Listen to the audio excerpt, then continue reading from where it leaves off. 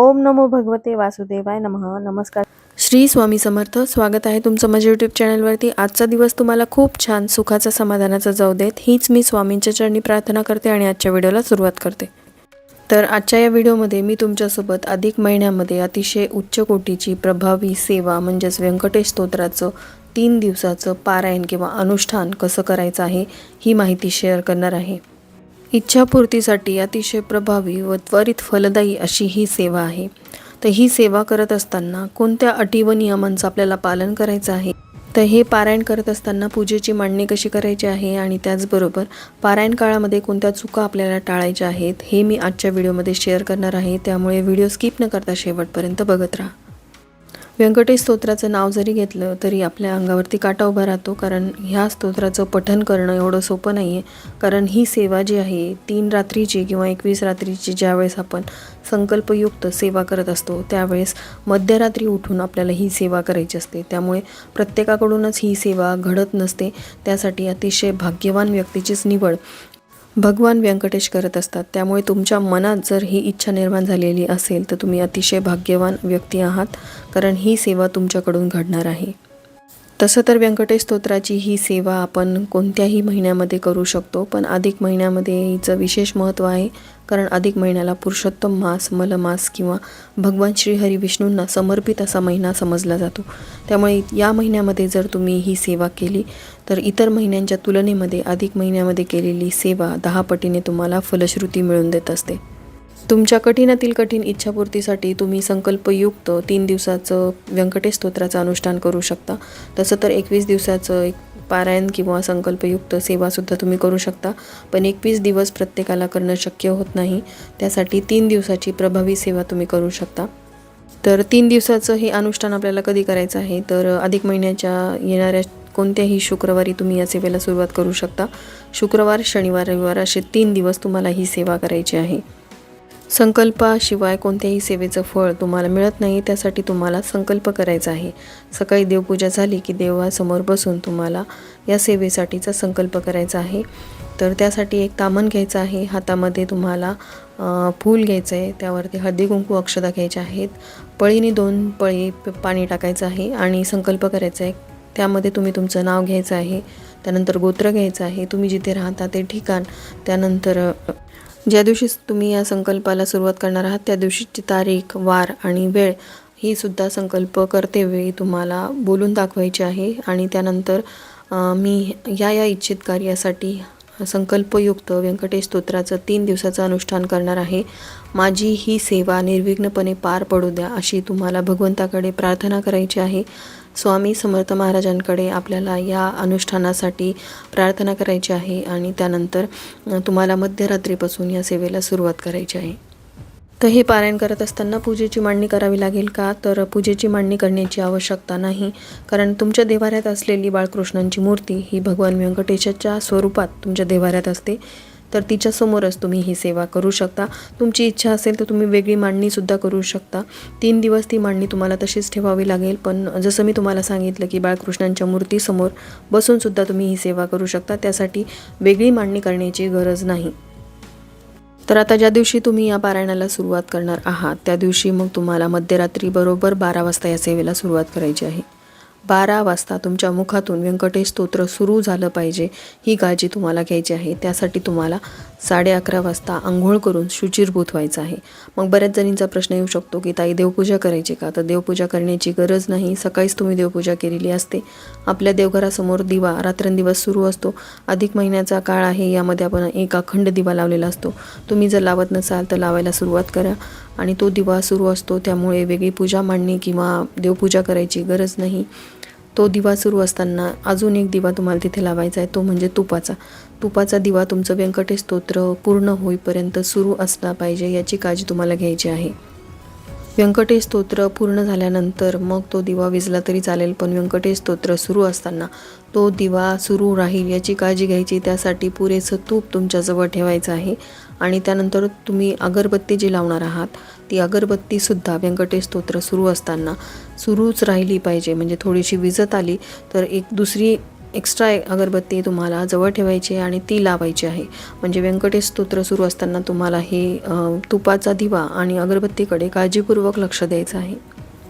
एवढीच काळजी तुम्हाला पारायण काळामध्ये घ्यायची आहे. आता त्यानंतर सगळ्यात महत्त्वाचं म्हणजे पारायण करत असताना ज्या आसनावर तुम्ही बसणार आहात ते निळ्या रंगाचं असावं. निळ्या रंगाचं आसन नसेल तर तुम्ही कोणतंही ब्लाऊज पीस निळ्या रंगाचं त्या आसनावरती टाकू शकता आणि त्यावरती पारायणाला सुरुवात करू शकता. अंघोळ केल्यानंतर तुमच्याकडे जर निळ्या रंगाची साडी ड्रेस वगैरे असेल तर त्या निळ्या रंगाचाच ड्रेस घालून तुम्हाला हे पारायण करायचं आहे. 3ही दिवस तुम्हाला निळ्या रंगाच्या आसनावरती बसूनच पारायण करायचे. तुमच्याकडे जर निळ्या रंगाचा ड्रेस किंवा साडी नसेल तर इतर कुठलाही रंग तुम्ही घालू शकता, पण आसन जे तुम्ही बसायला घेणार आहात ते मात्र निळ्या रंगाचं असायला हवं.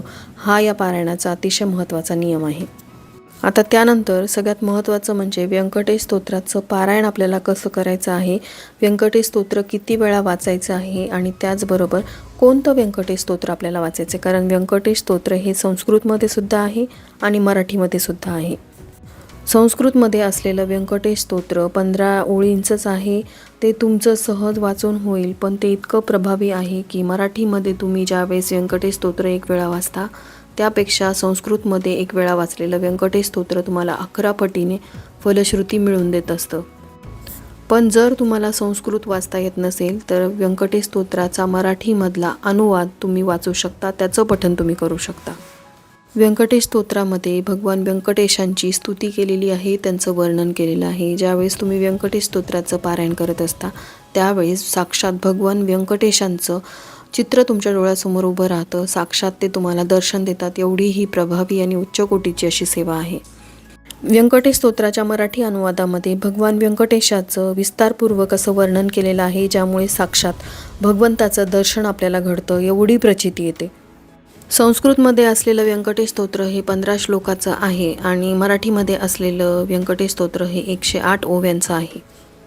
त्यामुळे जर तुम्हाला संस्कृत येत असेल तर 8-10 दिवस आधीच तुम्ही व्यंकटेश स्तोत्र संस्कृतमध्ये वाचायला सुरुवात करा, जेणेकरून व्यंकटेश स्तोत्राच्या पारायणाला बसल्यानंतर तुम्हाला यामध्ये काही अडचणी येणार नाहीत. संस्कृतमध्ये व्यंकटेश स्तोत्राचं पारायण करत असताना जास्त वेळ लागत नाही, पण मराठीमध्ये असलेलं व्यंकटेश स्तोत्राचं पारायण करत असताना खूप वेळ लागू शकतो.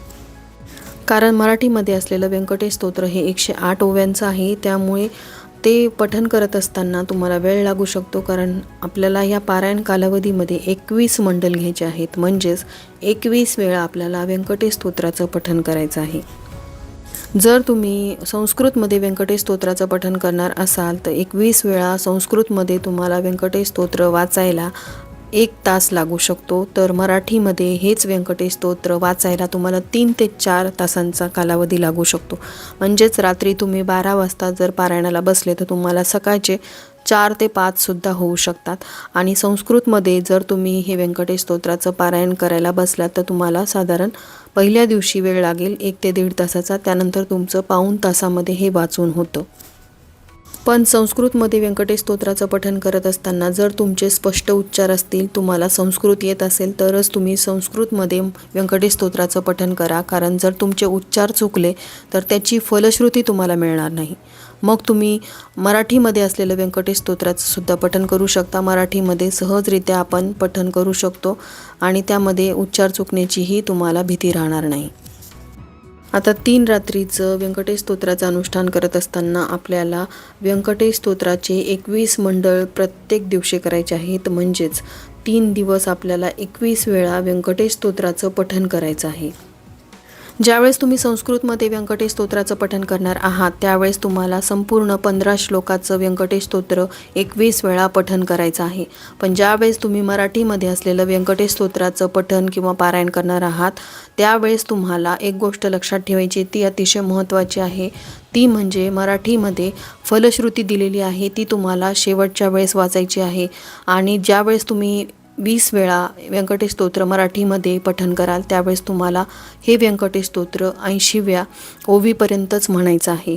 81व्या ओवीनंतर त्याची फलश्रुती सुरू होते. म्हणजेच 1 ते 20 वेळा तुम्हाला 80 ओव्यापर्यंतच व्यंकटेश स्तोत्र म्हणायचं आहे. 21व्या वेळी ज्यावेळेस तुम्ही व्यंकटेश स्तोत्र पठण करायला सुरुवात कराल त्यावेळेस तुम्हाला संपूर्ण 108 ओव्यापर्यंत हे पठण करायचं आहे. ही काळजी तुम्हाला व्यंकटेश स्तोत्राचं पठण करत असताना घ्यायची आहे.